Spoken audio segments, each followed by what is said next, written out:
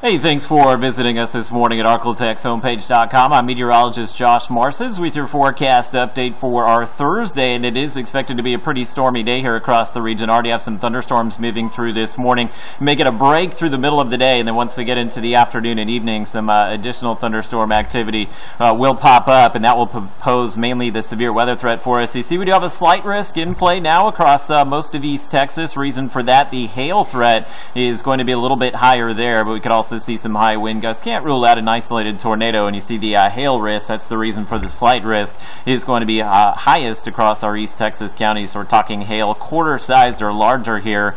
Could pop up with some of these storms. Again, this morning we could see some isolated strong storms here, but mainly watching for the afternoon and evening. See quite a bit of activity popping up there to start the day, and it looks like a few areas south of I-20 may catch the brunt of the storms this morning, but we do have some scattered activity across the northern Arklatex as well. What will happen later today, we do have a cold front making its way down and across the region here, and we've got the big upper level low. So what that's going to do as that moves in is cause the wind to go in all different directions at all different levels. So we'll have a lot of wind shear in place to sustain some strong to severe storms. So as that moves in later this afternoon, this evening, that will be the catalyst for the highest severe weather threat later in the day today. That said, look at a feature cast here. It does show that rain continuing this morning, so it is going to be a messy morning commute. Don't forget the umbrella today. We do have temperatures 50s in most areas this morning, and we will make it into the 60s this afternoon. You see that activity popping up right there. That's what we're going to be watching closely. And kind of interesting, Futurecast the last few runs here is really holding a lot of this activity back in East Texas. Notice not much happening across Arkansas and Louisiana. It's one of those days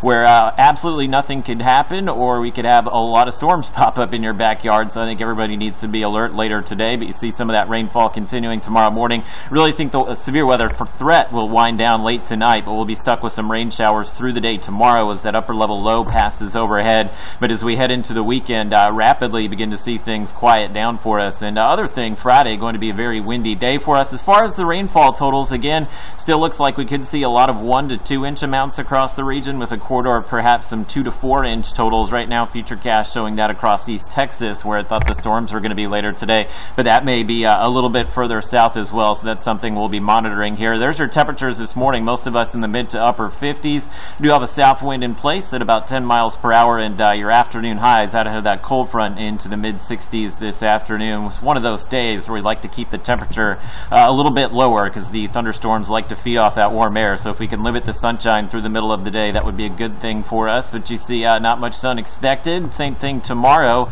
but the weekend looking great for us as we will have highs in the upper 50s and low 60s, and that kind of cool but pleasant weather pattern will continue into much of next week.